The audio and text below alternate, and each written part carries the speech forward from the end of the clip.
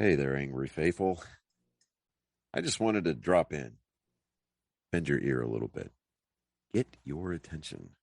So if you're not listening, drop what you're doing and pay attention to me because I'm here to inform you that not only can you get your daily, maybe if you're binging it, I'm not sure, that's entirely up to you, but you can multiply your doses of angry me fuckery by paying attention to all of the platforms upon which you can find either the dulcet tones of my voice and David's voice, or my pretty face and David's not so pretty face. Anyways, digressing, we not only we are on YouTube, we are on Spotify, we're on Rumble, we're on Google, Apple Podcast. We have a TikTok page. We're on Twitter, Instagram, and of course, Facebook. So if you find yourself fuckery deprived, curl up with a nice hot mug of shut the fuck up and just listen. Open those ear holes and be prepared to be cream pied like it's the first time. Thanks for listening. Welcome, Angry Faithful. Today, what we're going to go ahead and go over is the Tulsa riots, or Tulsa Race Massacre, Black Wall Street Massacre. Now, on this, there's a lot of, I guess you wanted to say colorful words, but it was back in that time frame. And it's mostly reason why I want to say that is because it is nothing in the opinion of Angry Me Production or anybody affiliated with Angry Me Production that emphasize this kind of racism. We hate it with a fucking passion. I'll tell you right now, anybody that goes against anybody because of their skin color or their background or whatever they have is an idiot. Now, on that note, another thing on this is the reason why Johnny is not in this is because I had to re-record this, and Johnny is picking up his kids and doing fatherly stuff, so it's one of those things. But Johnny's gonna show up in the end, at the back end of it, because we recorded it. Only part of it was able to be saved. Sorry about that. These things happen in the podcast world. And sometimes you forget to record the video, and sometimes you forget to record the audio. So with no further ado, let's go over this. The Tulsa Race Massacre, also known as the Tulsa Race Riots and the Black Wall Street Massacre, was a 2-day-long massacre that took place between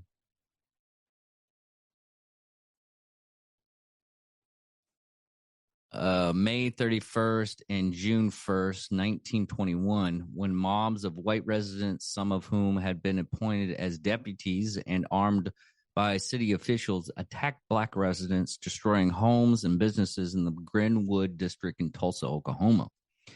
The event is considered one of the single most worst incidents of racial violence in American history, and has been described as one of the most deadliest terrorist attack in history of the United States. Terrorist attacks from the people that actually did the massacre. The attackers burned and destroyed more than 35 square blocks of neighborhood. At the time, one of the wealthiest black communities in the United States, why it was called Black Wall Street. More than 800 people were admitted to the hospital, and as many as 6,000 black residents of Tulsa were entered into a large facility, many of them for several days. The Oklahoma Bureau of Viral Statistic officially recorded 36 deaths. But in 2001, Tulsa's Reparations Coalition estimated the event identified 39 dead, 26 blacks, and 13 whites. Based on the complementary autopsy report, death certificates, and other records, the commission gave several estimated ranging from 75 to 300 dead. The massacre began during the Memorial Day weekend after 19-year-old Dick Rowland, a black shoe shiner, was accused of assaulting Shara Page, a white 17-year-old elevator operator in the nearby Drexel building. He was arrested and rumored that he had been lynched, where separate throughout the city, where a white man named Rob Belton had been lynched the previous year. That's the reason why Dick Rowland ran, because a white man had been lynched the previous year. Upon hearing reports of the mob of hundreds of white men had gathered around the jail where Rowland had been held, a group of 75 black men, some armed, arrived at the jail to protect Rowland. The sheriff persuaded the group to leave the jail and ensuring them that they had the situation under control. Now, these are the events that actually occurred. On May 30th, 1921, 19-year-old shoe shiner Dick Rowland, who has been employed for Main Street Shine Parlor, entered the only elevator in the nearby Drexel building in 319 South Main Street in order to use the top floor colored restroom. Like I said, back then, as we all know, that actually did a little bit of history. Back then, there was a separation of the African American community using restrooms, water fountain, and even restaurants, which to this day is still baffling to me. Sorry, I've lived in a different time. Yes, I understand that a lot of people say there's a lot of racism still. There is, but it's on all sides, what's really strange. And nobody wants to admit one side's doing it other than the other side too. Are white still doing it? Yes. Or the African Americans doing it? Yes. Is Asians doing it? Yes. Is Mexicans doing it? Yes. It's that type of behavior doesn't become me or anybody that I know, which I am happy for. Now on to the rest of the story. There he encountered Sarah Page, a 17-year-old white elevator operator who was on duty at the time. Whether and to what extent Dick Rowland and Sarah Page knew each other has long been a matter of speculation.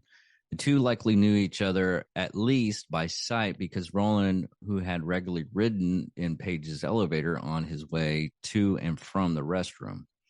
A clerk at Renberg's, a clothing store in the first floor of the Drexel, heard what sounded like a woman screaming and saw a young black man rushing from the building. The clerk went to the elevator and found Page in a distraught state. Suspecting that she had been sexually assaulted, he summoned the authorities. Apart from the clerk interruption that Rowland had attempted to rape Page, many explanations have been given for the incidents, with the most widely accepted modern race consulting explanation being that Dick Rowland had not assaulted Page and surely must have been tripped and had when he got in the elevator, he tried to catch himself and he grabbed her, which alarmed her, who then screamed from being startled.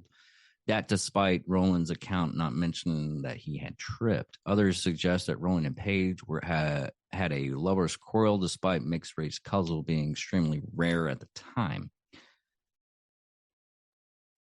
Now, on the brief investigation, although the police questioned Page, no written accounts of her statement has been found, but apparently she told the police that Rowland had grabbed her arm and nothing more and would not press charges. The police determined that what happened between the two teenagers was less than an assault and conducted a key investigation rather than launching a manhunt for her alleged assailant. Regardless of whether or not the assault had occurred, Rowland had reason to be fearful as an African-American man accused of raping a white woman had often prime targets for lynch mobs. Realizing the gravitation of the situation, Roland fled to his mother's house in the Greenwood neighborhood. Now, during the rest of the neighborhood, we're going to go over the rest, but first, we're going to go over this article, what me and Johnny believe, and you'll get into this in the last part, was the negligence of the newspaper, which there was only 2 newspapers. And back then, you got to understand the basic fact of if there's only like 2 people reporting in a small town like that, and at the time that was considered a small town or mediocre town, whatever you want to say. But back then, you only had 2 sources to go on. And even nowadays, when you have the abundance of information, which is really sad, we have like a plethora of information and resources of knowledge, and we still only go with clickbait, and we only go with the title, what's going on, and nobody reads the full article.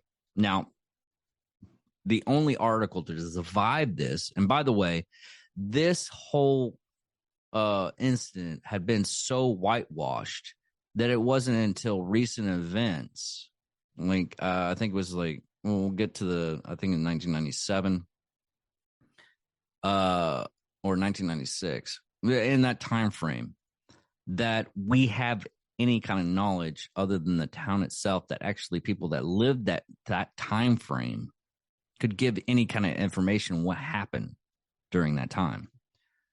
That's how bad the atrocity of what happened at this time. And I say atrocity, I don't care. But here is the article read, what started this going as a race riot. And like I said, there for history part of this is going to be very people are going to probably come out at me. I don't care, but this is historical, and anybody that comes at me, please, you can comment on it and everything like that, but I am not a racist. I'm reading verbatim, and I'll post this photo. I'll put the photo into the video too, so everybody can read it too. And the article reads, nabbed Negro for attacking girl in an elevator. That title in the beginning of that is just shouting out that this person was a bad person, which we don't even have any kind of knowledge of what happened in this event, but we do have the event itself. And they even got him as a delivery boy. So they didn't do any kind of reporting other than they wanted to make a statement and sell newspapers. But it states a Negro delivery boy who gave his name to the police as Damian Dick, but who has been identified as Dick Rowland, was arrested on South Greenwood Avenue this morning by officers Carmichael and Pack, charged with the attempt of assaulting a 17-year-old white elevator girl in the Drexel building earlier yesterday. He will be tried in municipal court this afternoon on the state charges, which she even said that she dropped all the charges. So there shouldn't have been any charges in the begin with. Bad reporting. The girl said she noticed the Negro a few minutes before the attempt assault, looking up and down the Drexel building as if to see if there was anyone in sight, but thought nothing of it at the time. A few minutes later, he entered the elevator, she claimed, and attacked her, scratching her hands and face and tearing her clothes off. Her screams brought a clerk from Ringburger store, and her assailant had fled. Wow, I messed that up. To her assistance, and the Negro fled. He was captured and identified this morning both by the girl and the clerk. police say Rowland denied that he tried to harm the girl, but admitted he put his hands on her arm in the elevator when she was alone. Tenants of Drexel building said the girl is an orphan who works as a elevator operator to pay her way through business college. So that was part of the article that actually flared up this whole situation. It was by the Tulsa Tribune. And I gotta say, looking at all the stuff that we have nowadays, it doesn't surprise me of how certain media groups just fictionalize everything. I mean, I even said we will go back to the accounts. He might have tripped, grabbed her arm. That happened. And she screamed, startled. It happens. And he also suggested they were lovers, which that could have been happening too, even though they said it was extremely rare, that time frame. But it did happen.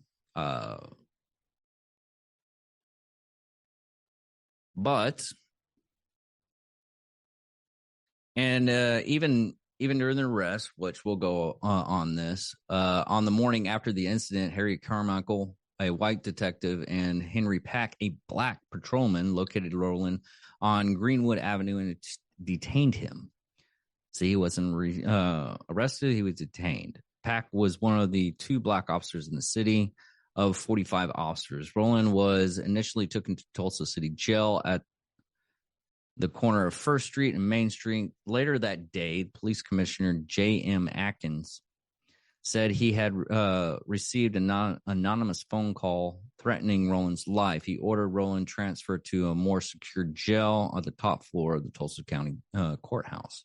Rowland was well known among attorneys and other legal professionals within the city, many of whom knew him through his works as a shoe shiner. Some witnesses later recount hearing several attorneys referring to Rowland in their conversation with one another. One of the men said, "Why, I know that boy." And yes, I'm going to use a Southern accent on this one. Why, I know that boy, and I know him a good while. That's not in him. Now, given the accounts of the attorneys that actually said anything, I should have said something to calm the fucking riots. All right. Now we're going to go off the standoff. The afternoon edition of the Tribune hit the streets shortly after 3 p.m. and soon news spread of potential lynching. By about 4 p.m., local authorities were on alert. White residents began congregating at the near of the Tulsa City Courthouse. Tulsa County Courthouse, sorry. By sunset, 7 p.m., the several hundred white residents assembled outside the courthouse, apparently to have makings of a lynch mob. Willard M. McCollin, the newly elected sheriff of Tulsa County, was determined to avoid the event such of the 1920 lynching of the white murderer suspect Roy Belton in Tulsa, which had occurred during the term of his predecessor. The sheriff took steps to ensure the safety of Rowland. McCollin organized his deputies into a defensive formation around Rowland, whom was terrified. Of course, I would be terrified too. The Gulter Daily Leader reported that Rowland had been taken into the county jail before crowds started to gather. The sheriff positioned 6 of his men armed with rifles, shotguns, on the roof of the courthouse. He disabled the building's elevator and had his men barricade themselves on the top stairs with orders to shoot any intruders on sight. The sheriff went outside to try to talk to the crowd into going home, but to no avail. According to accounts, Scott Ellsworth, the sheriff who hooted down at about 8:20 p.m., 3 white men entered the courthouse demanding that Rowland be turned over to them. Although vast outnumbered by the growing crowd on the street, Sheriff McCarn turned the men away. Good on you, Sheriff. A few blocks away, I got chills on that one. I'm sometimes standing up to people in that kind of situation. I'm not saying he should get an award, but he was pretty stout and standing up to those kind of people. A few blocks away in Greenwood Avenue, members of the Black community gathered to discuss the situation at the Girdley Hotel. Given the recent lynching of Belton, a white man accused of murder, they believed that Roland was greatly at risk. Excuse me, folks. Many Black residents were determined to prevent the crowd from lynching Roland, but they were divided about the tactics. Young World War I veteran prepared for battle by collecting guns and ammunition. Older, more prosperous men feared a destructive confrontation that likely would cost them dearly. O.W. Gurley stated that he had tried to convince the men that would be no lynching, but the crowd responded that Sheriff McCullen had personally told them their presence was required. About 9:30 p.m., a group of approximately 50 to 60 Black men armed with rifles and shotguns arrived at the jail to support the sheriff and his deputies in defending Roland from the mob. Collaborators by 10 witnesses, attorney James Luther submitted to the grand jury that they were following the orders of Sheriff McCullen, who publicly denied he gave any orders. I saw and this is what the Sheriff McCullen said, I saw a car full of Negroes driving through the streets with guns. I saw Billy McCullen and told him those Negroes would cause trouble. And McCullen tried to talk to them, and they got out and stood in straight file. W.G. Daggs was killed nearby Boulder and 6th Street. I was under the impression that a man with authority could have stopped and disarmed them. I saw the chief police on Southside Courthouse on the top steps talking. I did not see any officers except the chief. I walked into the courthouse and met McCullen in about 15 feet of his doors. I told him those Negroes were going to make trouble, and he said he had told them to go home. He went out and told the whites to go home, and one said, they said you told him to come up here. McCullen said, I did not, and the Negroes said, you did tell us to come. Well, that's going back and forth, and by that time frame, if he collaborated with the African American community. Sorry, tongue-tied. He would have probably been lynched or something horrible happened to him. That was the time frame. Another thing just to realize on this is during this time frame, they had a lot of the Ku Klux Klan. So we all know those racist fuckers. Having seen the armed Black men, some more than 1,000 whites who had been at the courthouse went home to get their own guns. Others headed to the National Guard Armory at the corner of 6th and Norfolk Avenue, where they planned to arm themselves. The armory contained a supply of small arms and ammunition. Major James Bell of the 180th Infantry Regiment learned of the mounting situations downtown and a possible break-in, and he consequently took measures to prevent it. He called the commanders of the 3 National Guard units in Tulsa, who ordered all Guard members to put on their uniform and report quickly to the armory. When a group of whites arrived, began pulling at the gathering over the windows, Bell went outside to confront the crowd of 300 to 400 men. Bell told them that the Guard members inside were armed and prepared to shoot anyone that tried to enter. After this show of force, the crowd withdrew from the armory. At the courthouse, the crowd swollen to nearly 2,000.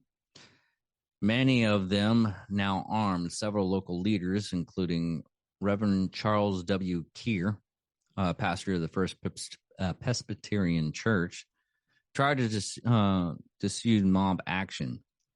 Chief of Police John A. Gafferson later claimed that he had tried to talk to the crowd into going home. Anxiety on Greenwood Avenue was rising. Many black residents worried about the safety of Roland. Small groups of armed black men ventured towards the courthouse in automobiles, party of the reconnaissance, to determine whether prepared to the necessary actions to protect Roland. Many white men interrupted these actions as a Negro uprising and became concerned. Eyewitnesses reported gunshots presumably fired into the air, increasing the frequency of the event. In Greenwood, rumors began to fly, and particularly a report that whites were storming the courthouse. Shortly after 10 p.m., a second larger group, approximately 75 armed black men, decided to go to the courthouse. They offered their support to the sheriff, who declined their help. There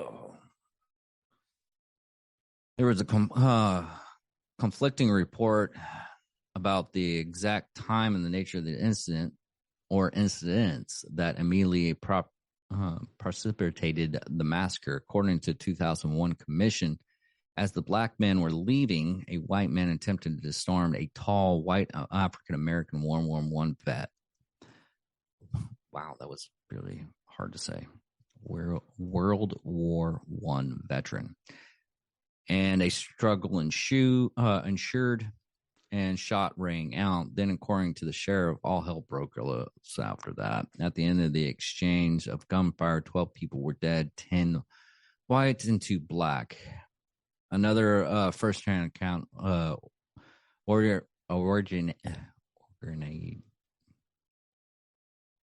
Stephen Hawking voice saved me.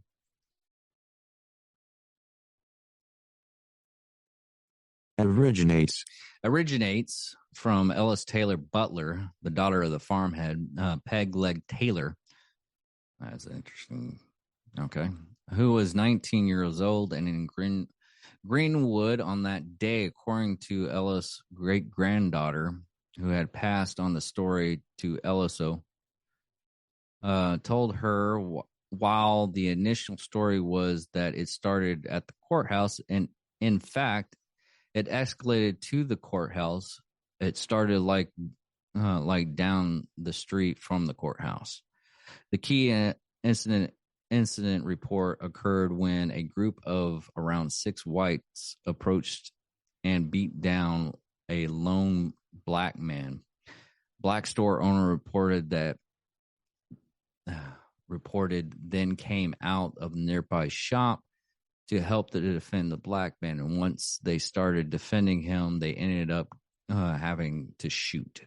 According to further notes, the black store owner fought back the best they could, but the white mob started on the end of town where the black people started fighting. The white mob set those initial shops on fire at the very beginning. The 2001 commission itself did not note that the African-American homes, businesses along Archer were the first targets of the white mob. These could possibly be the same shops down the street from the courthouse where this inciting incident reported took place, and it established an intimate motive for those particular shops being targeted first. Of course, it may simply be the case that there were targets first only out of convenience. Archer being the first street on Greenwood side of the Frisco tracks. Moreover, while the Taylor account seemed adamant that the incident occurred before the initial gunfire at the courthouse, and then escalated to the courthouse. It is possible that the incident Taylor witnessed was itself simply a product of rolling gunfire that is known to have ensured across the street of Tulsa following the first widely reported exchange of gunfire. The gunshots triggered at the most immediate response, with both sides firing at each other. The first battle was said to last a few seconds or so, but took a toll as 10 whites and 2 black men lay dead or dying in the street. The black men who had offered to provide security retreated towards Glenwood. The rolling gunfire ensured the armed white mob pursued the black congregation towards Glenwood, with the main stopping to the local stores for additional weapons and ammunition. Along the way, bystanders, many of whom had leaving the movie theater after a show, were caught off guard by the mob and fled. Panic set in as the white mob began firing on any black people in the crowd. The white mob also shot and killed at least 1 white man in the confusion. According to the Oklahoma Historical Society, some of the mob were deputized by police and instructed to get a gun and get... Yeah, I'm not saying that. And yes, it is a racist. I am not saying that. Around 11 p.m., members of the National Guard began to assemble at the armory to organize a plan to subdue the rioters. Several groups were deployed downtown to set up guard at the courthouse, police station, and other public facilities. Members of the local chapter of the American Legion joined the patrol on the streets. The forces appeared to have been deployed to protect the white districts adjacent to Glenwood. The National Guard rounded up numerous black people and took them into the convention hall on Brandy Street for detention. At around midnight, a small crowd of white assembled outside the courthouse. Members of this crowd were heard yelling explicit and calling for Rowland to be lynched, but ultimately did not storm the courthouse. Now, on Wednesday, June 1st, throughout the early morning hours, groups of armed whites and blacks squared off in a gunfight. The fighting had considered along sections of Frisco tracks, a dividing line between the black and white commercial district. A rumor calculated that more black people were coming by train from Muskogee to help with the invasion of Tulsa. At one point, passengers on an incoming train were forced to take cover on the floor of the train car as they had arrived at the midst of crossfire. With the train taking hits on both sides, small groups of whites made brief forays by car into Glenwood, discriminately firing into businesses and residences. They often received return fire. Meanwhile, white rioters threw lighted oil rag Molotov cocktails into several buildings along Archer Street and igniting these businesses. As the unrest spread to other parts of the city, many middle-class white families who employed black people in their homes as live-in cooks and servants were accosted by white rioters. They demanded their families turn over their employees to be taken into detention center around the city. Many white families complied, but those who refused were subjects to attacks and vandalism in turn. Fucking hell. Sorry, folks.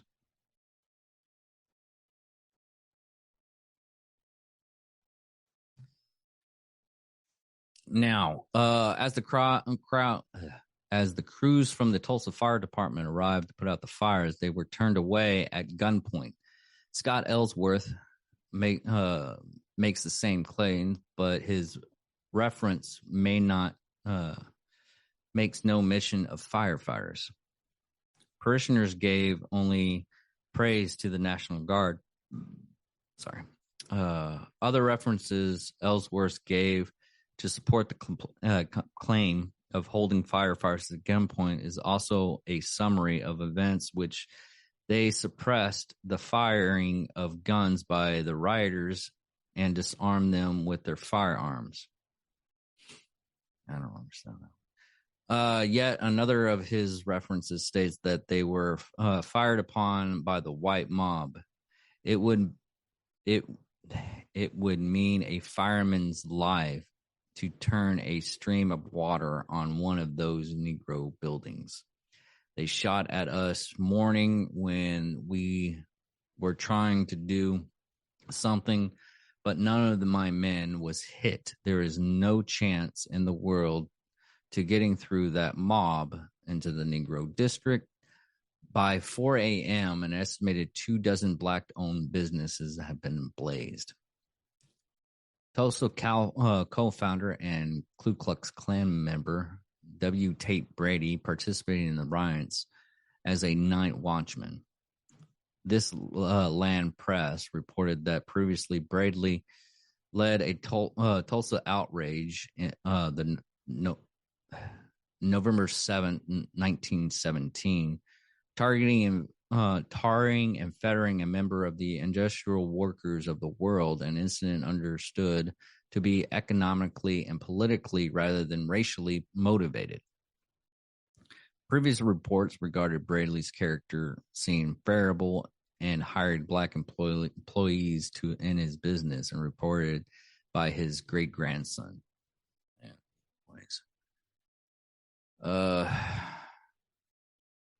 Upon sunrise at around 5 a.m., a train whistle sounded.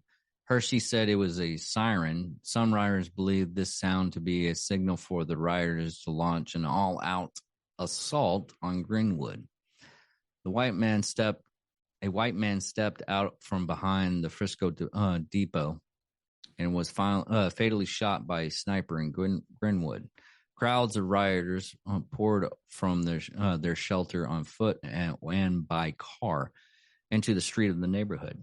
5 white men in a car led charges, but were killed by gunfire before they traveled 1 block. Now, another thing that happened during this, numerous eyewitnesses describe airplanes carrying white assailants who fired rifles, dropped fire bombs onto buildings, homes, and fleeing families. The privately owned airfield had been dispatched from the nearby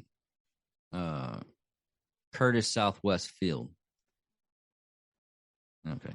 Outside Tulsa. Law enforcement officials later said that the planes were to provide reconnaissance and protect a uprising.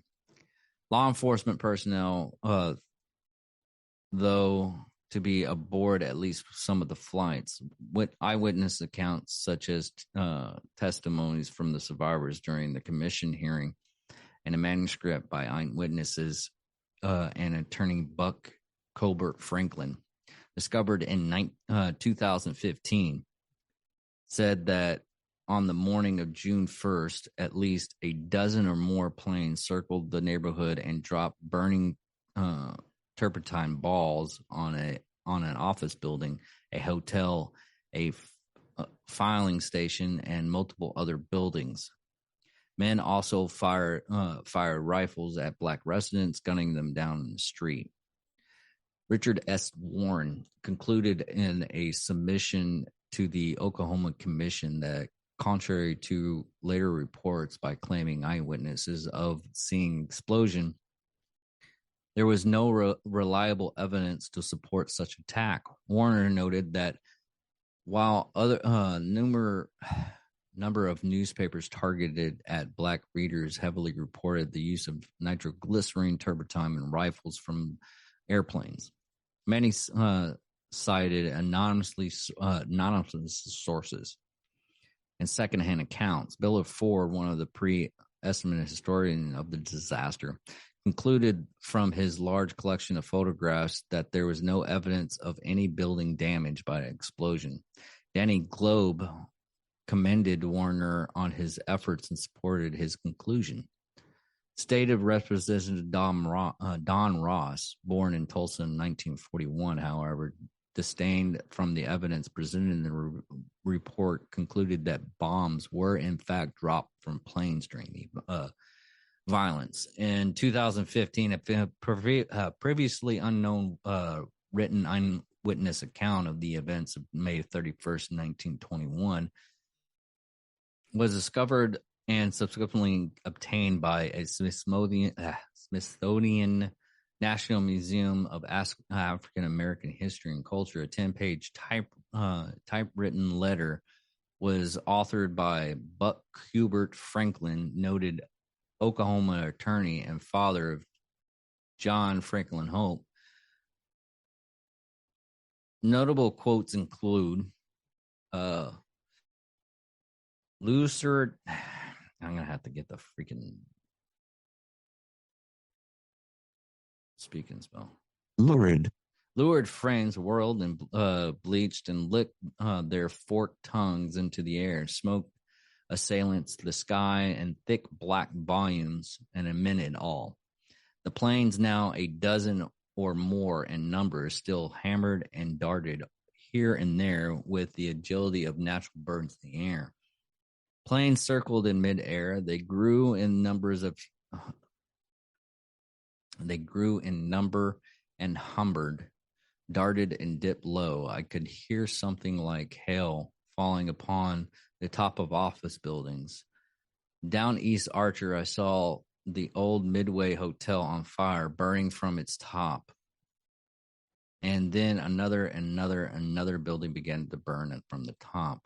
The sidewalks were literally covered with burnt turpentine balls. I knew all too well where they came from, and I knew all too well why every burning building's first caught fire from the top. I paused and waited for an opportune time to escape. Where is our splendid fire department with its half-dozen stations? I asked myself. Is the city in conspiracy with the mob? Sorry. Now, Adjutant General Charles Burnett of the Oklahoma National Guard arrived by special train at about 9:15 with 109 troops from Oklahoma City, ordering it in by the governor. He could not legally act until he had contacted all appropriate local authorities, including Mayor T.D. Evans, the sheriff, and the police chief. Meanwhile, his troops paused to eat breakfast. Barrett summoned reinforcements from several other Oklahoma cities. Barrett declared martial law at 11:49 a.m., and by noon, the troops had managed to suppress most of the remaining violence. Those of the black residents had fled the city, and another 4,000 people had been rounded up and detained at various centers. And under martial law, the detained were required to carry identification cards. As many as 6,000 Gridwood residents were interned at 3 local facilities: the Convention Hall, Tulsa County Fairgrounds, and then McNally Park.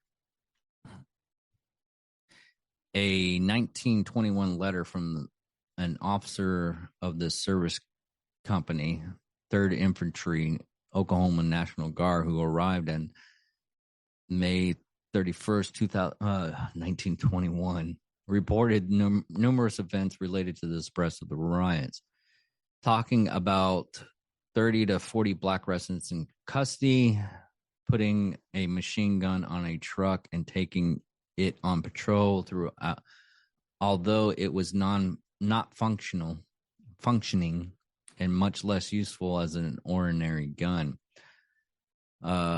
Being fired on by black snipers from the church and returning fire, being fired on by white men during the prisoners over, turning in prisoners over to the deputies to take them to police headquarters, being fired upon again by armed black residents, having 2 NCOs slightly wounded, searching for black snipers and firearms, detaining an NCO to take 170 black residents to the civilian authorities, and delivering an additional 150 black residents to the convention hall. Captain John W. McCone reported that stockpile ammunition within the burning structure began to explode, which might have further contributed to the casualties. Martial law was withdrawn June 4th under field order number 7.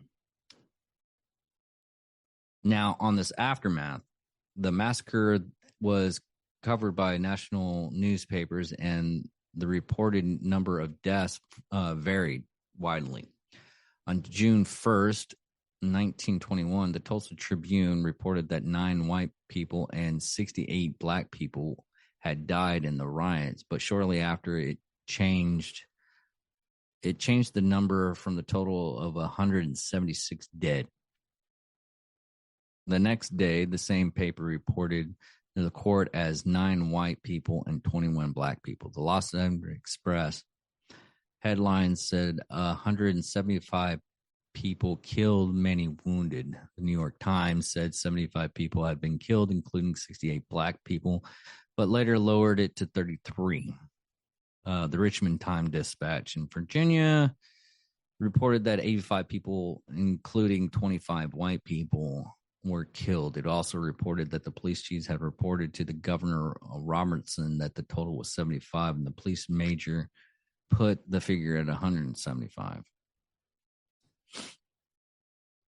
Now, the property loss on this section of Greenwood was destroyed. Lost included 191 businesses, a junior high school, several churches, and the only hospital in the district. The Red Cross reported 1,256 houses had been burnt, and another 215 were looted but not burnt. The Tulsa Real Estate Exchange estimated property loss amongst to U.S. 1.5 million in real estate and 7,500,000 in personal property, an equivalent of $34 million in today's standards in 2021.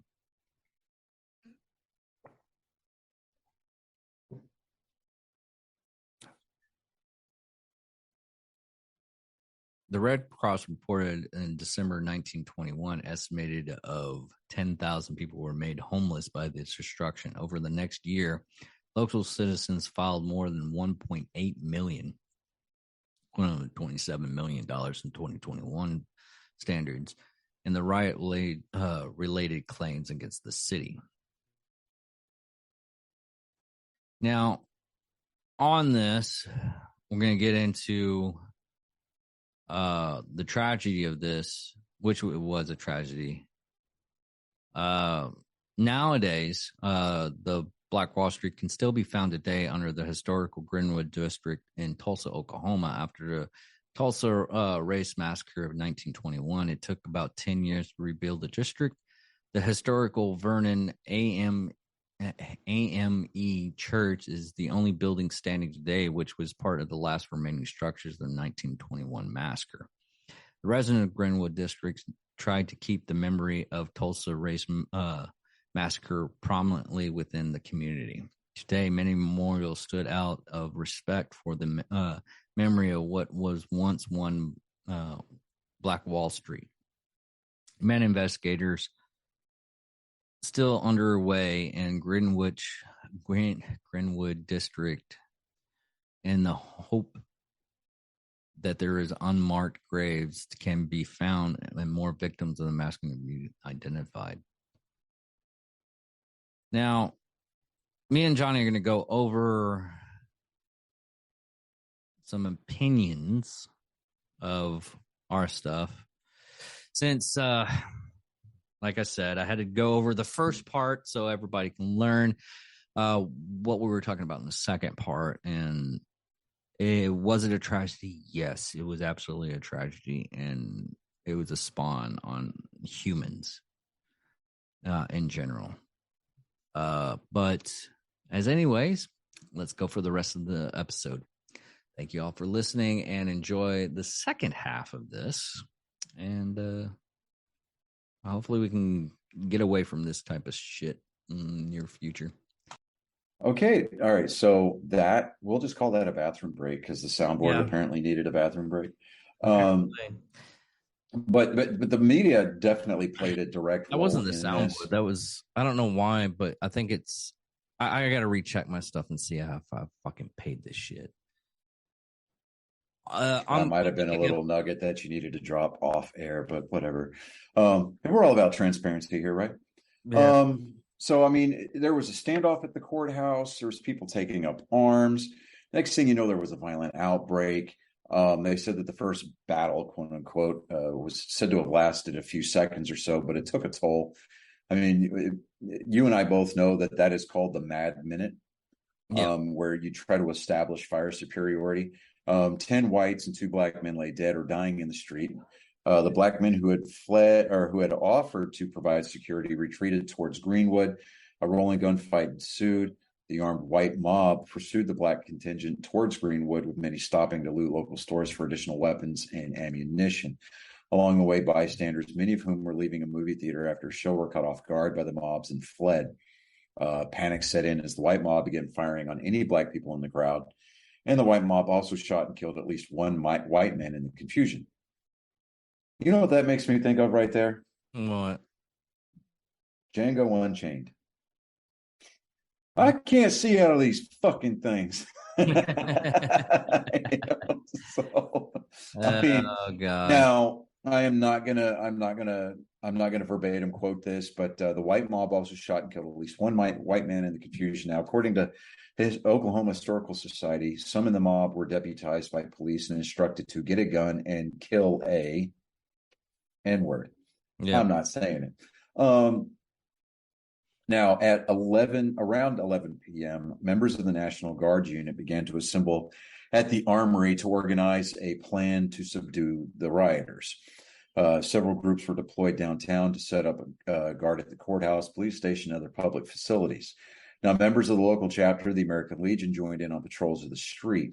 The forces appeared to have been deployed to protect the white districts adjacent to Greenwood. Now, the National Guard rounded up numerous black people and took them to the convention hall on Brady Street for detention. And around midnight, a small crowd of whites assembled outside the courthouse, and members of the crowd were heard yelling explicitives and calling for Rowland to be lynched, but ultimately did not storm the courthouse. So, I mean, this went on for about a day and a half. But I mean, they're talking about nearly 100,000 people in Greenwood were affected, in large part on the relief efforts, and they relied effectively on the large part of the relief efforts from the Red Cross.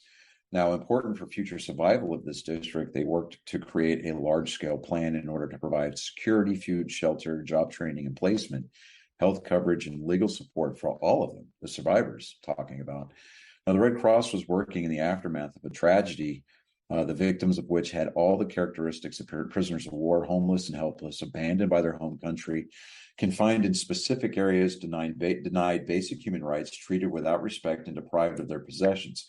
In less than a year of being in Tulsa, the Red Cross had set up a hospital for black patients, which was the first in Oklahoma's history, performed mass vaccination for illnesses that could have been easily spread in the camps where survivors found themselves, and as well as built infrastructure to provide fresh water, adequate food, and sufficient housing for those who no longer had a place of residence. Now, because of their work, the Red Cross saved lives of those injured, as well as helped to keep thousands of black Tulsans in the city who would have otherwise had to leave. Now, if you look, there's that screenshot from the taken from the southeast corner of the roof of Booker T. Washington High School.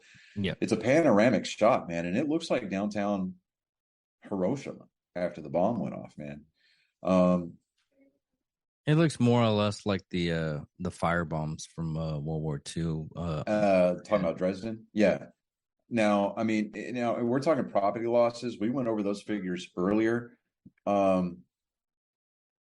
but by June 6th of that year, the Associated Press reported that citizens of the Public Safety Committee had been established, made up of 250 white men who vowed to protect the city and put down any more disturbance.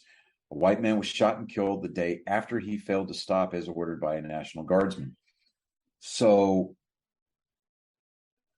I would say, on the face value, when I first started making that statement, I was like, all right. Well, because when I first read that, I was like, all right, these are all white people, so they're going to keep the black guys down. But no, then they go to immediately talk about how a white man was shot and killed after the National Guard told him to stop, and he didn't. I mean, eventually, the governor had set up to the task of rebuilding the city. The attorney general at the time initiated the investigation, and witnesses were heard over 12 days. And in the end, the all-white jury attributed the riot to the black mobs, while noting that law enforcement officials had failed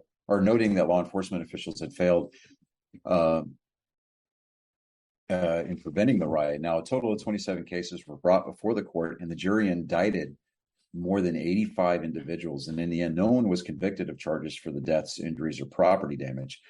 And you got to wonder how much of that was, attributed to the fact that a majority of them were in the Klan. So how much of it was like, hey, Jim, I'm going to let this slide. I'm going to get you off of these charges. You're just going to owe me beer, or you're going to owe me dinner for the next couple of Sundays, kind of a thing.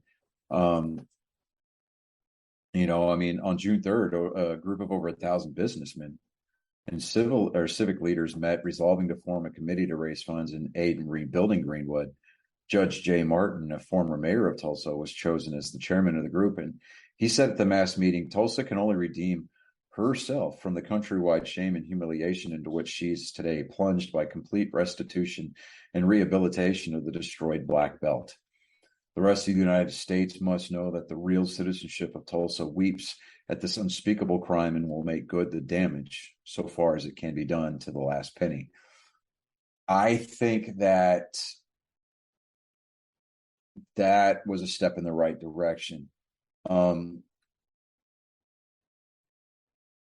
I think that race relations in this country have a long way to go still? Yeah. Do I think that previous administrations, I'm not going to mention any names, but his initials are Barack Obama, set race relations back in this country 50 years at least? We got a long way to go, man.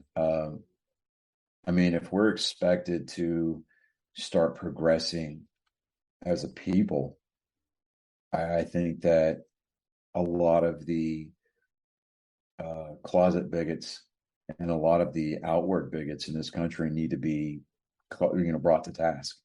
Yeah. There's always going to be a form of bigotry everywhere. We will never completely and totally eliminate that. It's just human nature. But it's like my wife brought up a really great story yesterday. Our youngest son, he when he was a few years younger, they were living at another house, and the neighbor across the street was a Mexican family, Hispanic family. Their youngest son would come over and play. They would play together, and neither one of them spoke the other's language. Our son speaks 100% English, 0 Spanish, and vice versa for the other family's young boy. But they just played and played for hours, and I think ultimately that's what it should be. But unfortunately, we let generational racism and what amounts to is systematic and systemic racism creep into our lexicon, and it becomes part of a bigger problem. And it's, we can't let people get away with the whole, oh, well, they're just old, they're from that time. I mean, really, that's just not an excuse. I mean, my grandfather was the same way, but he embraced, towards the end of his life, I mean, he embraced a lot of things that he was devoutly against early on. Yeah, even my dad nowadays, only because of the basic fact of he lived in Petrolia, and that town was like fucking racist. He's like, it took me going into the military and just realizing how much of an idiot I was. Yeah, I mean, I'll admit that when I was in high school, man, I was an idiot. I mean, absolutely.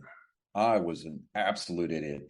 I was one of these dudes that ran around with, jocks and rednecks. I would kind of run around sort of with a lot of the different groups. And Aaron Judge just hit his 61st home run of the year and tied Roger Maris's home run record. So congratulations to Aaron Judge. Oh, God. I need to go to church because I just praised a Yankee.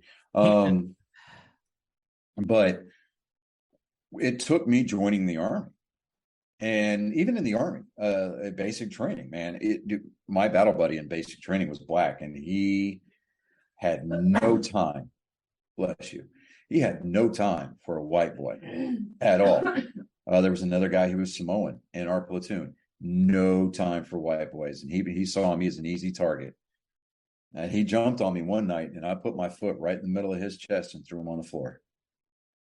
And after that, we were good. It's usually a case but where they kick each other's ass. Yeah, but I mean, it. And to this day, one of my best friends, and brother from another mother kind of thing.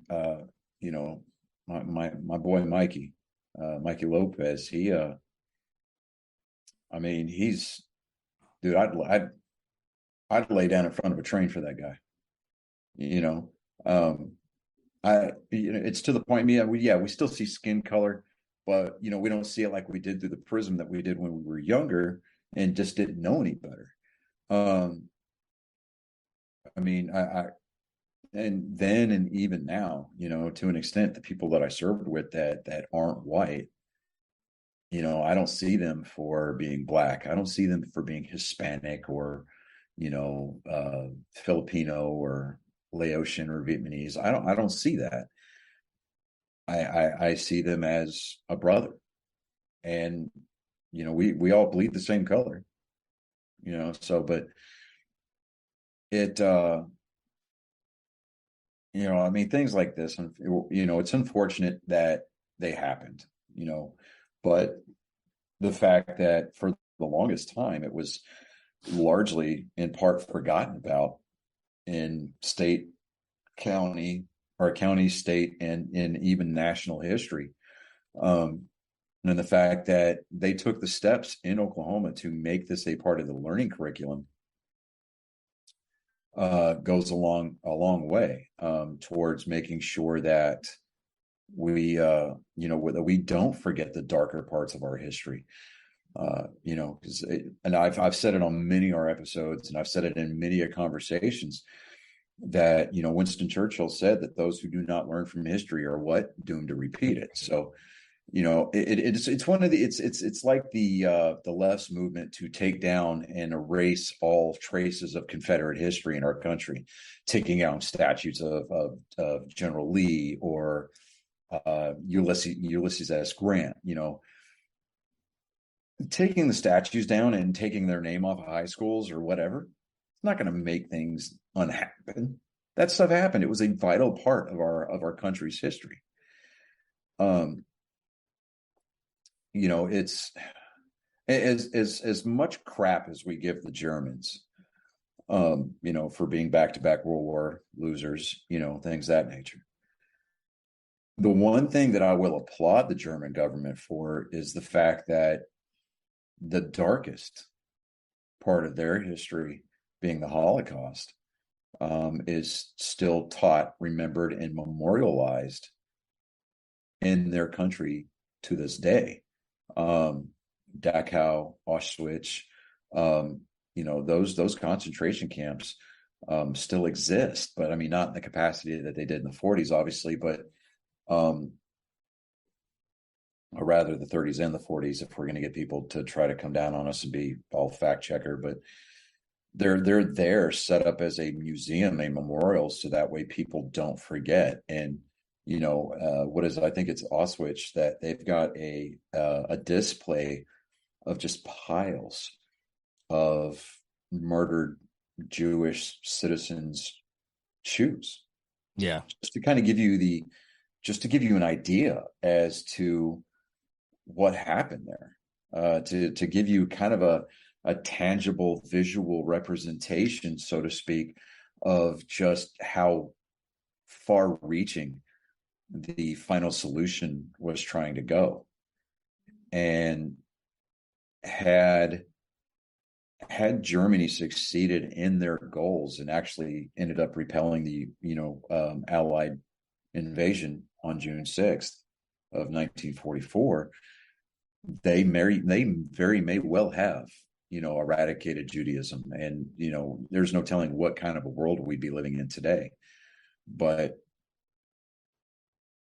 it's it's things like this that need to be taught. They need to be remembered. And and I'm glad that we have sources like Wikipedia. I'm glad that we have sources like the Oklahoma school curriculum, to where we can cite instances like this from our history. We're not learning about these organizations like the Ku Klux Klan or the various white supremacist movements in our country's history to glorify them, but it's to remember that they existed and learn from their mistakes, so that way we don't repeat them and we don't have instances like this again. And what's odd is yesterday I watched my first Tyler Perry movie from beginning to end. Like, it's not that I dislike Tyler Perry at all. He's a very good filmmaker, a very funny guy. Just never watched any of the Medea films or anything like that. But yesterday I watched a brand new one. It's on Netflix. It's the Jazzman Blues. Mm-hmm. Very, very good movie. Very, very good. Very good movie.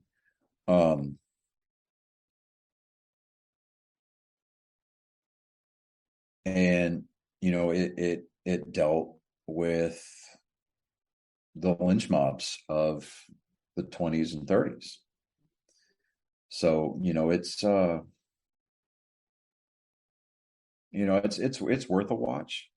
But I'll check it out. But getting back to the race riots, I almost did it again. In Tulsa. Yeah, when you go to Tulsa, there's still sections of that city that are predominantly black, and if you are not white, you don't go there. There's still sections of the city, unfortunately, that if you are black and you don't go into certain white neighborhoods, and it's disconcerting, man. It really is. And I think that there's,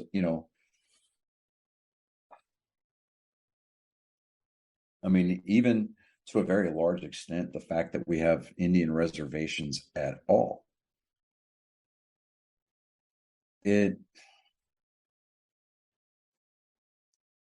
fact that we herded these people to reservations to conduct themselves, I think is deplorable to begin with. But I'm that's above my pay grade to try to figure out a solution, if any, to that. But this is something that people need to know about, and I'm glad that we used this episode to bring this to people's attention. But it's definitely a dark chapter, but it's one that I'm going to look into some more, because while it's hard to look at and it's hard to digest, it's almost one of those things where it's necessity. It really is. And it's one of those things that once you realize, they even had like airplanes attacking people. They had airplanes attacking people, and they had dropping nitroglycerin, turpentine, rifle full of planes. Many cited anonymous sources and secondhand accounts. I mean, who? It was basically attacking our own countrymen in a war environment. It's basically to the point to where we don't understand. I understand this happened, and I'm still, wrapping my brains around it because we live in a different time to where, I mean, this stuff kind of still happens, but it's more or less when it's put on social media and everything like that. I'm not saying this, a white chick accusing black man of attacking her or anything like that. I'm talking like the people that go out and say they've been raped by somebody when they hadn't been raped. Yeah. It's one of those things. Yes, it has to go in and be reported and find out, but it's I mean, fucking the best way I can describe it is No Way Home. Spider-Man No Way Home. When Matt Murdock says you won the court case, but you still have the court of public opinion. Public opinion. And that's the thing too, man. It's like when you're falsely accused of something and your life is just dragged through the mud, your name, your face, and your allegations are plastered all over this 24-hour news cycle that we have now. Yeah. And you go and, whether the charges are dropped or you take it to trial and then you are found not guilty, that's exactly right. You may win the criminal case. You may win the legal side of it. But the court of public opinion is vastly way more powerful than it needs to be. Especially nowadays when everybody can actually go up and say whatever they fucking wanted to say. Yeah, I mean, that's the thing. Their opinion. Yeah, and that's the thing. People these days have forgotten what it means. Yeah, and people have forgotten what it means. Yeah, people have forgotten what it means to get punched in the mouth for something that you've said. Exactly. And I'm not talking about or espousing physical violence by no stretch of the imagination. What I'm talking about is there needs to be repercussions. We've got the avenue of civil suits and things like that for defamation, but all you're doing is just spending yourself into a larger hole. Exactly. Because odds are the person who made that allegation did it specifically to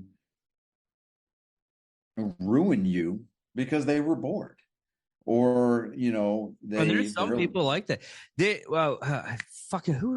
Trust me, I know. Yeah. No, I think me and Mitch were talking about that, about the whole fact that there's a lot of people out there and their whole, the way they get their income and everything is talking hateful. No matter what. Yeah.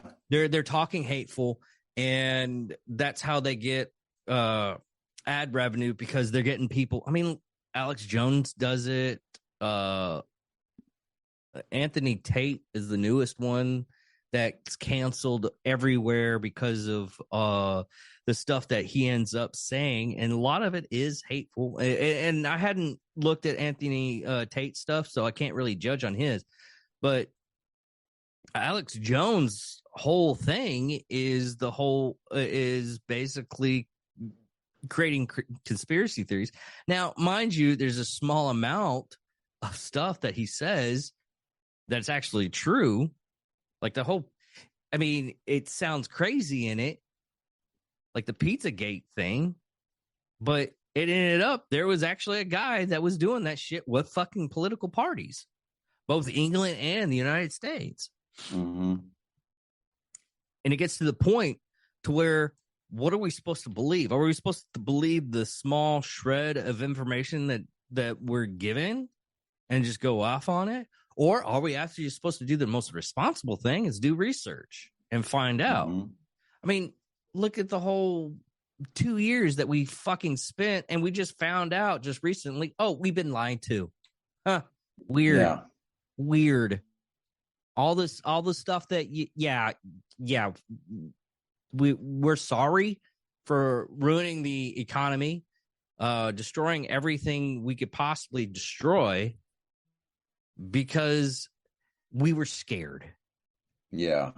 People go out with emotions and not logic nowadays.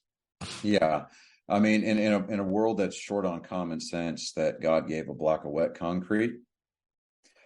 That's exactly, I mean, that is probably one of the more accurate statements that has ever been uttered. I keep on using the phrase off of Wizard's First Rule. It's a Terry Goodkin book. Pick it up, read it. It's actually pretty decent. There's certain books in the stuff and the I mean, that's like a 12-book series. But the first book, Wizard's First Rule, what that actually states is people are generally just stupid. And this is reality. People are generally just stupid. But people will believe a lie if they fear the truth, or believe a lie if fear it might be true. And I constantly say that, and people are like, "Why do you think like that?" Because it's fucking true. Yeah. How do you get a cult? You get like a couple of people to believe in you. Of all the, I mean, doomsday cults are fucking every part in history. Mm-hmm. And it gets to the point to where all you have to do is have at least 2 people agree with you. And those people will vouch for you and go off and say, hey, yeah, he's kind of right. And the next couple of people, and so far you got like 20 people verifying that you know what you're talking about. And then it just goes on and on and on. So. Yeah, it's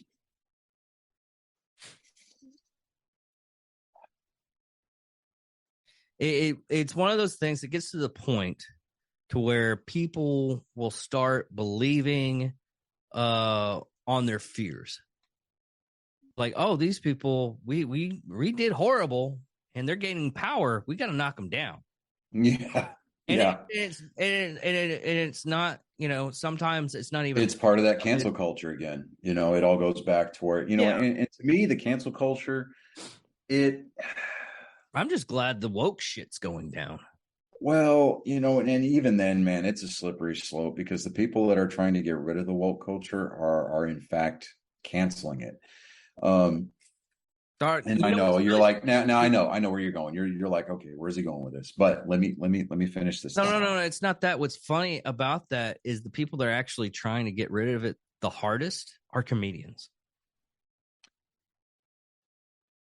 Because you're taking their livelihood of making a joke. Yeah.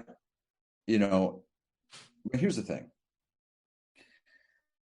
I remember when we had guys like Andrew Dice Clay. Now, do I particularly think that the guy is funny? No. Actually, nowadays, no, not so much. No, not so much. I mean, the dude's kind of burned out. He's talking about his divorces and everything. But, yeah, I mean, and even at the height of his early, late 80s and early 90s stand-up routines, very misogynistic. Yeah, very. And I mean, I was probably 14 or 15 at the time when I first saw The Adventures of Ford Fairlane. God, I love that movie. I'm like, the biggest takeaway for me was he's like, "What, you didn't think we were going to kill the fucking panda, did you?"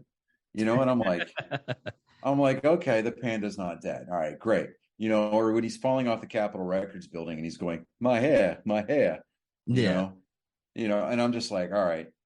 But I mean, it basically was just a screenplay adaptation of a collection of his stand-up routines. But he in itself, I mean, that type of comedy today would not be allowed at all, period.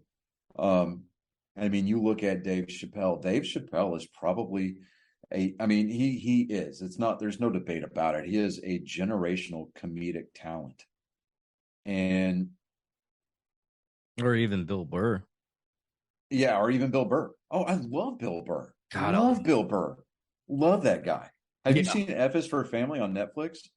Oh yeah, I've seen that. No, Have you seen yeah, his latest episode? His latest special? I've seen part of it, but I haven't watched all of it yet. But Fucking hilarious. um, I mean, he you goes know, after everybody. everybody, So does yeah, Dave Chappelle. Dave Chappelle goes after everybody. everybody, you know, and that last stand-up special that Dave Chappelle had on Netflix, where That he one made went me after, cry. dude, yeah, it was sad, you know, where he talked about one of his best friends in the world who was trans, killed themselves And because the alphabet the group. credit. Me and Matt were talking about that. I was like, man, that special actually made me cry. And those critics that were bashing it never watched the full out because No, they never did. They no never one, watched it. no They one, all, you know, they as just soon saw as he it. made, They got 1 point and they're like, oh no, can't watch this. I'm too woke yeah, for this shit. yeah, And dude, I was like, wokeism, socialism, I mean, not socialism, wokeism and liberalism to a very large degree, I think should be absolutely classified as a mental disorder because nothing about it makes sense. yeah. You know, it's like, oh, we can't have the FBI and the police holding shotguns in a scene of ET because it espouses gun violence. How about you sit back and you have yourself a nice, tall, cold, frosty mug of shut the fuck up? They're not pointing the shotguns at the kids. They're not pulling the trigger trying to shoot ET and Elliot down. I mean, they're law enforcement officials. And so what do they do when they re-released ET? They photoshopped the shotguns out and gave every one of those federal agents a walkie-talkie. And it was the campiest, it was the campiest thing. I've never And watched they that. even did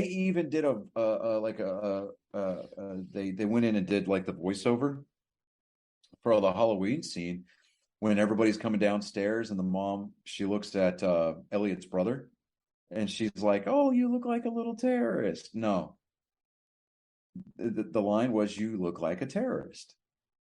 They dubbed that out, and to make it sound like she said, oh, you look like a hobo. Because why? Oh, we can't offend people. I'm sorry. I thought we were in America where we didn't care about people's feelings, which is why we've won 2 back-to-back world wars, which is why we've won every major battle of the engagements that we've ever been involved with, only to effectively lose those wars because why? The proletariat in this country decides to get all up in their feelings, and in the latest round decides to give our enemy combatants what? Constitutional rights on the battlefield. I'm sorry. When you tie the hands of the military behind their backs and send them into harm's way, what do you expect is going to happen? You're going to exponentially exacerbate and inflate the number of American men and women coming home in flag draped coffins. Let the military do their job. I mean, seriously, let them do their job. To be completely and perfectly honest with you, do I think that we needed to go to Iraq in the first place? I don't know. Maybe not. We But kind of but did, but we kind of did. I mean, we gave genocide Saddam stuff that he Hussein was enough, doing. and we gave him enough of an advance warning to get all of those weapons of mass destruction out of the country. Because where did they end up turning up at? Syria, right? Yeah. They all went through that northern corridor through the mountains and into Syria, into Jordan. Okay, they know this, but the talking point that they espouse and the talking point that the historians teach is that there were no WMDs in there, right? Should we have pulled out the way that we did in Afghanistan? Absolutely not. I mean, right now we're going after Syria. we've got Americans volunteering to fight the Russians in Ukraine, and we're winning. Yeah. but so, I mean, it's amazing what a determined individual can do in small numbers, right? But never underestimate the power of a crowd. And that is held nothing more than especially true when you're talking about the United States Congress and House of Representatives, and in a lot of cases, the commander in chief. Say what you want about the Bushes, and say what you want about Trump, but when we went to war under both Bush administrations and continued on through the Trump administration, I have no doubt that those men stayed awake at night, knowing that there were men and women in harm's way trying to effectively stop another 9/11 from happening. Now, can I say the same for the Obama administration? No, I can't. I can definitely say that that's not the case with the Biden administration. The last dignified transfer that he attended, he was too busy looking at his watch because apparently he had a hot date to go sniff another kid. So,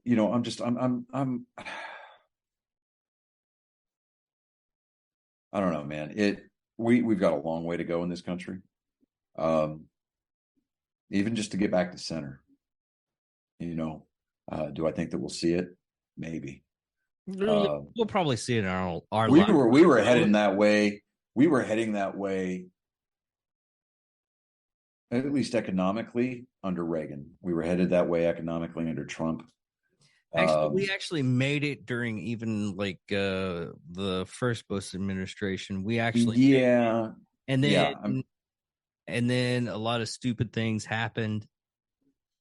I mean, then the Clinton years, man. But that was when that's when the Democrat Party really started to espouse the beginnings of the woke movement. And another thing that people don't realize, and everybody's wanting this whole global unity type shit. And I'm not calling it shit that we should know. This is how you actually show global unity. Okay. Mm-hmm. You become the powerhouse. You show everybody, hey, we're living better lives. We have better, everybody in our lives making decent wages. Mm-hmm. Our economy, the gasoline is really low. All this stuff. Why don't you try to be like us? We'll show you how to do what we're doing, and hopefully you can follow suit. Yeah. But no, we don't want that. We just want to be like shitty like everybody else. Right. Exactly. But I don't know, man. I think that that's probably a good spot to land this plane. But yeah. Actually, this was probably the most involved conversation that we've had on this particular show. Yeah. It's because we both hate fucking racism. Oh yeah, dude. And yes, oh my god, it is the most. I still don't get it. I don't get how you can just end up like calling a person any kind of racial ethnicity, slang words or anything like that. I just don't get it. Yeah. Now I'll call like a lot of people like cunts because they're being cunnish. Oh yeah, yeah. Hit them with a hard T, to quote Jake Barr. But like hit them with a hard T. Yep. And I do. There are a few individuals in my life that get that title. They really do, and they get hit with the hardest of T's. But at the end of the day, they're still a human being. Just because I don't like them doesn't mean that I don't want them to eat. I just don't want them to do it at my table. And it's also the basic fact of it's just too much energy. I don't see how people do that. Dude, exactly. There are way more constructive endeavors in this world to expend your energy upon. And being full of hatred and vitriol are just not on my list, man. I mean, we joke and all the time about, but coffee first, and I can't touch a weapon until I've had coffee in the morning, or, Oh yeah. Don't talk to me until I've had at least 2 cups, that kind of a thing. But at the end of the day, man, there's been a few days where I've gone without a cup of coffee in the morning, because when I wake up in the morning, my feet haven't even hit the floor yet. And there is somebody who needs an ear. There's somebody who needs a shoulder. There's somebody that needs you to be physically there for them. Yeah. And it's, and this is something that stuck with me, and I'm paraphrasing here, but I've heard it. I can't remember who said it, but I heard it was said that it's not the dates, it's not the birth date and the death date on your headstone that counts. It's that dash in the middle. How did you live your life during the in-between years? And when I eventually get called home to stand before my Creator to be judged, I know that I'm not faultless, but I want, I want an overwhelming majority of my life to be representative of the good works and the good deeds that, that we're called to do. And, and even like, okay, so specifically as it relates to like veteran outreach, things of that nature, and it goes beyond veterans, man. It doesn't matter if you're a vet, if you're law enforcement, if you're a first responder, it doesn't matter. If you're having a hard day, reach out. It's one of those situations, because it's how we live our life in between the dates. Even getting the other person to reach out, kind of difficult. I mean, just recently I had to talk to a friend of mine. His dad is about to pass away through cancer and everything like that. And I told him, I was like, listen, you can come talk to us.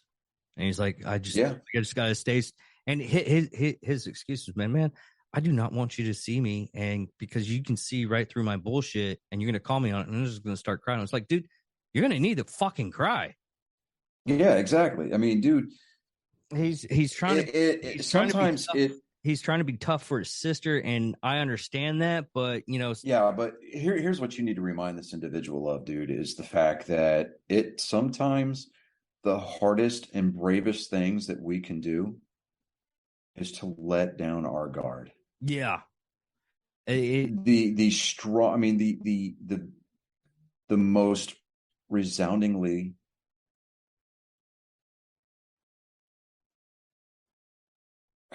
what's the word I'm looking for? Resoundingly significant way that we can demonstrate our strength is to show our weakness. Yeah. And, there's days where I just feel like holding in.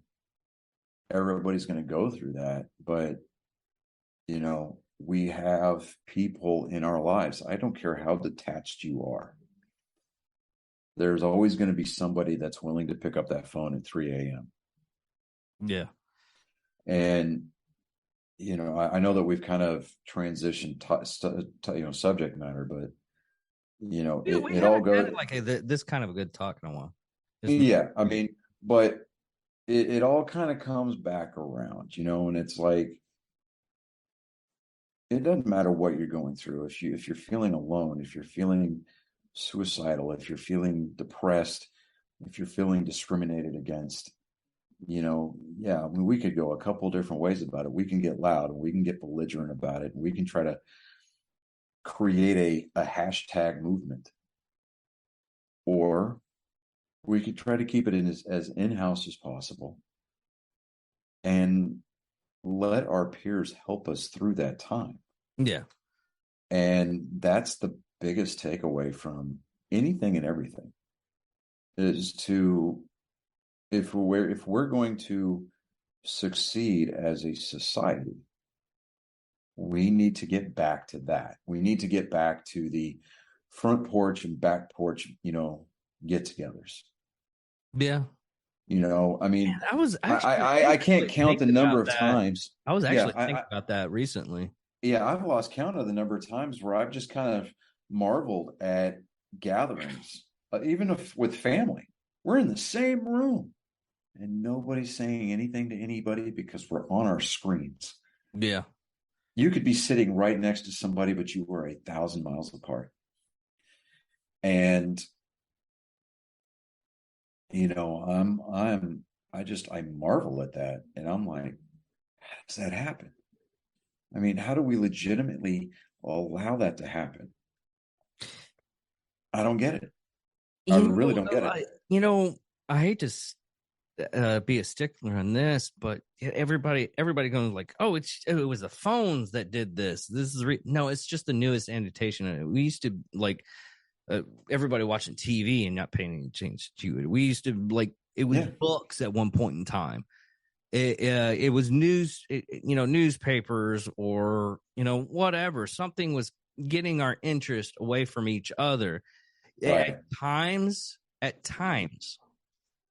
it's a necessity. At times, yeah, because everybody needs an outlet, right? Yes, but like you can't like 20. I mean, even Mitch was talking about this. He was like, "Man, that was probably the best thing because actually, the woman I'm with right now, the woman I'm calling my wife, we found each other during the pandemic." And the problem with a lot of people during the pandemic, they had like the 8 hours where they were they had like 8 hours away from each other. Now they have to spend like 24 again. And that's where a lot of the marriages like broke off because they couldn't go out. They couldn't do stuff. Yeah. Well, I mean, I hear over the last few days, have started really emphasizing the need to get outside. And with my oldest stepson, he's rediscovered playing catch as an enjoyable activity. We started playing catch yesterday because I was like, we're going to get all the boys outside. I'm going to teach them how to throw a baseball. I'm going to try to teach them how to catch, that kind of a thing. I set up the net, gave him a target to throw at, the whole 9 yards. Yeah.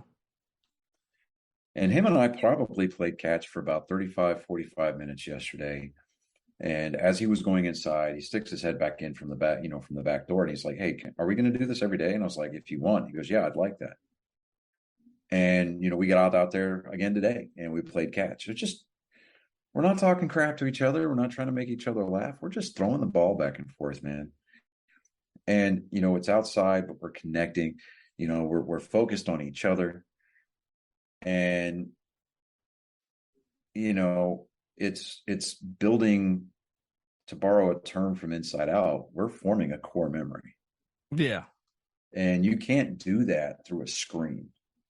I mean, you probably could. And I say that because my wife and I met on TikTok, but it's, we've worked hard at our relationship. We talk, we have conversations. And, I'm like, okay, Aaron Judge is up to bat in the top of the 8th to try to hit home run number 62. Now that he's already tied Roger Maris, he's trying to hit another home run to set the record. So I'm kind of going in between you and watching this. If anything, we can cut it out. We went past the 40 minutes, and I don't know why it cut us off in the first part. I looked at it. I'm paid up, so. But we can call it. That's okay. He ground out anyway, so. Okay. We're good. We're good. Well, we're good. History can wait another day. Yeah. But hey, I appreciate our listeners. Again, if you're listening or one of our listeners, if you're part of our Angry Faithful that's based out of Florida, Georgia, South Carolina, those areas that are directly in the path of this storm. We hope and we pray that you are being safe. Just know that we're praying for you tonight. We will do what we can in the coming days to help you rebuild. And to everybody else, thanks for sticking it out with us. God, you and I have been at this for over a year. We're almost on 2. Yeah. Oh my God, yeah. We're almost on 2 years. I'm on 3 years, but yeah, it's been an interesting journey. We've come from us sitting across the table from each other with that setting that you've got behind you. Yeah. To now we're on opposite ends of the we're on opposite ends of the state, and I've got my own backdrop behind me. So it and then we're incorporating new technologies. Yes, especially like that. Oh, we still need to do. Man, I've been being lazy with that. What was it on OBS? Oh yeah. I haven't even researched anything. I think the open broadcaster software. Yeah, we need to start doing that so we can get rid of the payment plan off of this thing, so we can save some money. And for the basic fact that, from what a lot of people are saying, is that's actually the better one to use.